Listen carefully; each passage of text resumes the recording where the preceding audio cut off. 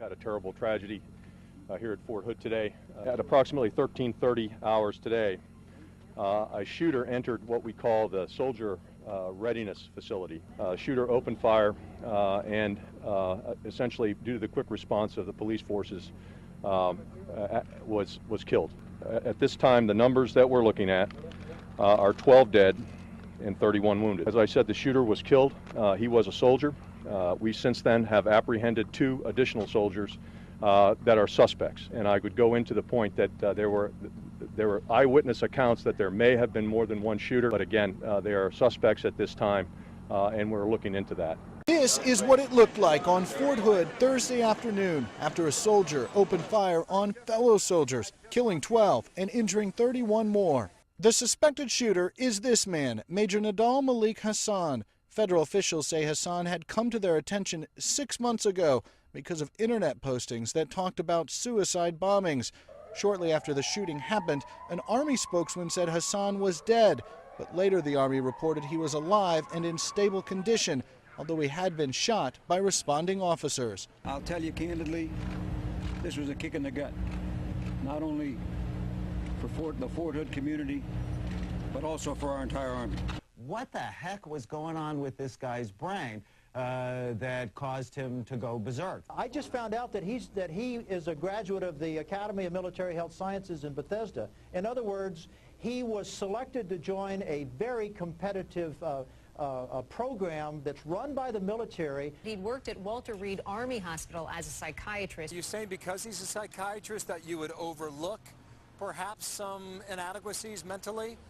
That you would give him a pass? It's certainly psychologically abnormal what he did, but that doesn't mean he had any psychological disorder. We know that he was using 2 handguns. That has been reported to us. Right. One of them a semi-automatic weapon. He jumped up on a table, so when he was shooting down at cubicles.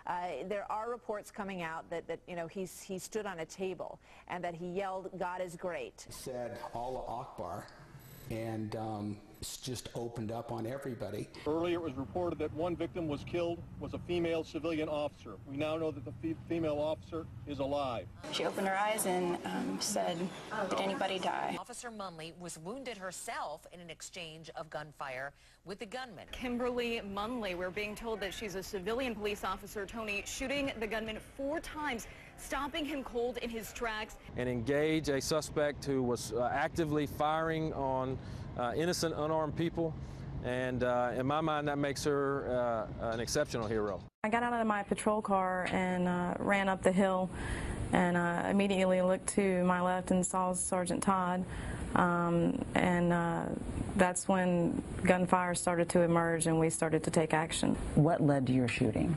I myself heard a gunfire and saw him fire upon my partner, and then he retreated behind another building, which I predicted that he would come out on the other side. So I took initiative to counteract him and possibly stop him from retreating to the other side and coming in the direction to the rest of the soldiers. An eyewitness tells the New York Times it was Sergeant Todd who took down Major Nidal Malik Hasan, firing his weapon for the first time in his 25-year career. What was the first thing you saw?